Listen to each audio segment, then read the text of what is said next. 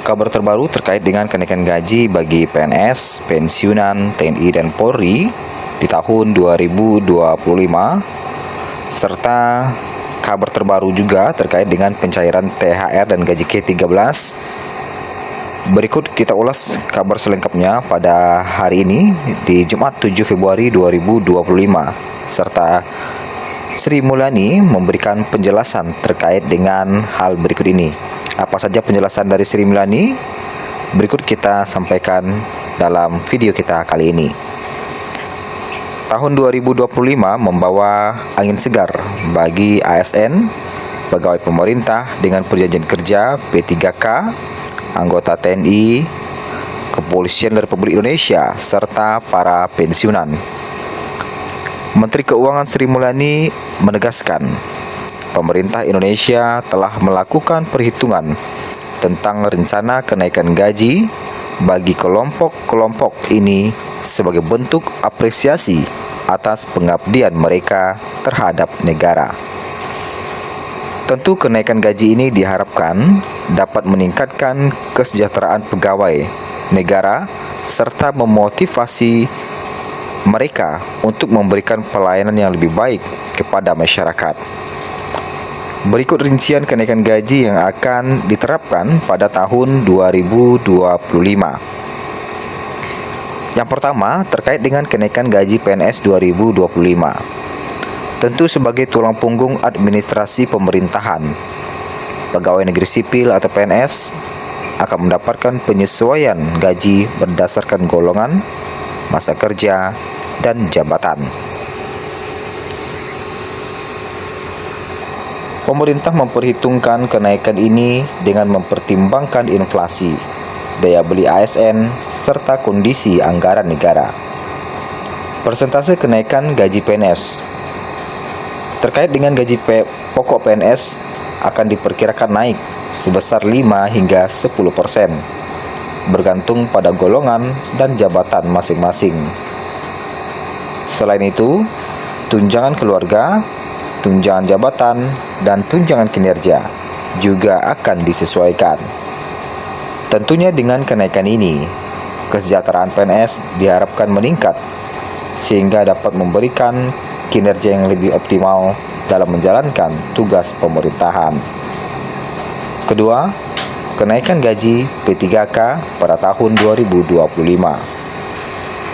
Pegawai pemerintah dengan perjanjian kerja atau P3K yang bekerja di berbagai sektor seperti tenaga pendidik, tenaga kesehatan, dan tenaga teknis juga akan merasakan dampak dari kebijakan ini. Terkait dengan persentase kenaikan gaji P3K, kenaikan gaji P3K diperkirakan berkisar antara 5 hingga 8%, bergantung pada bidang dan jabatan yang diemban. Upaya ini dilakukan untuk menyeimbangkan kesejahteraan P3K dengan PNS. Kenaikan ini diharapkan dapat memberikan semangat lebih kepada P3K dalam menjalankan tugasnya, serta meningkatkan kualitas layanan publik yang mereka berikan. Ketiga, kenaikan gaji TNI dan Polri 2025. Sebagai garda terdepan dalam menjaga keamanan dan ketertiban negara, anggota TNI dan Polri akan menerima kenaikan gaji yang lebih layak. Pemerintah ingin memberikan apresiasi lebih atas pengorbanan dan dedikasi mereka.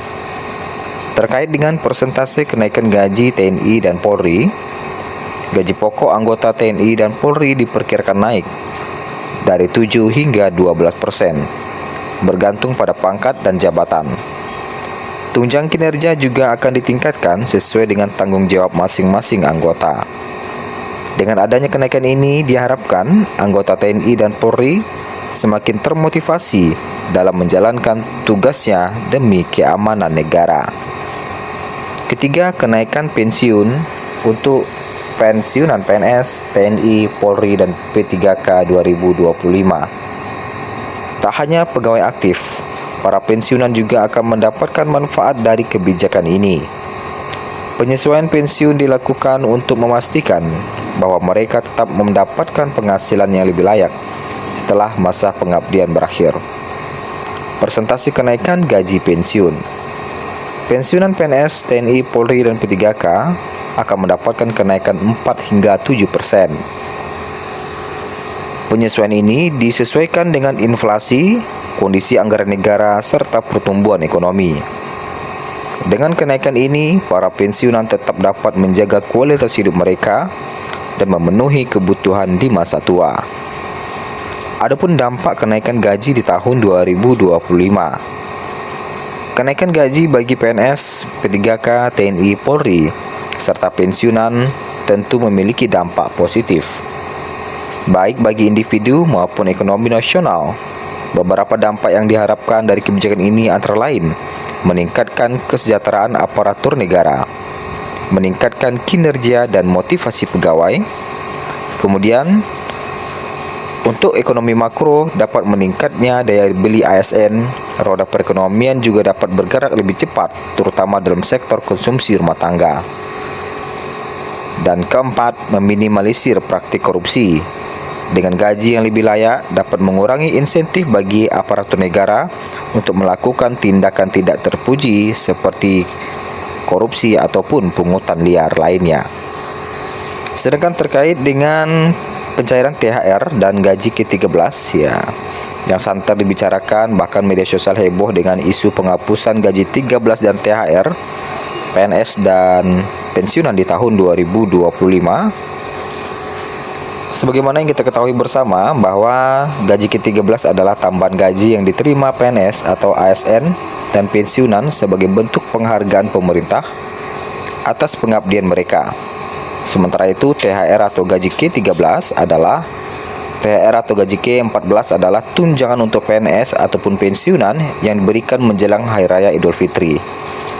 Terkait dengan isu penghapusan gaji ke-13 dan THR PNS muncul setelah pemerintah melakukan efisiensi anggaran. Untuk efisiensi anggaran, pemerintah melakukan pemotongan dana belanja hingga ratusan triliun rupiah. Menteri Keuangan Sri Mulyani Indrawati memastikan bahwa pemerintah telah mengalokasikan anggaran THR dan gaji ke-13 untuk ASN dalam anggaran pendapatan dan belanja negara APBN 2025. Sudah dianggarkan, sedang diproses, tanda Sri Mulyani kepada awak media pada Kamis 6 Februari 2025. Meski alokasinya telah disiapkan, Menkyu enggan merinci besarannya. Yang jelas dalam APBN 2025, pemerintah mengalokasikan belanja pegawai, yaitu kalau kita lihat pemerintah mengalokasikan belanja pegawai sebesar 521,40 triliun. Asal tahu saja, angka ini naik sekitar 13% dibandingkan outlook APBN 2024 yang sebesar 460,86 triliun. Lebih lanjut, Sri Mulyani meminta berbagai pihak menunggu informasi secara resmi nanti ya tandasnya. Sedangkan untuk terkait dengan kenaikan gaji, Sri Mulyani hingga kini belum mengeluarkan regulasi terhadap kenaikan gaji di tahun 2025.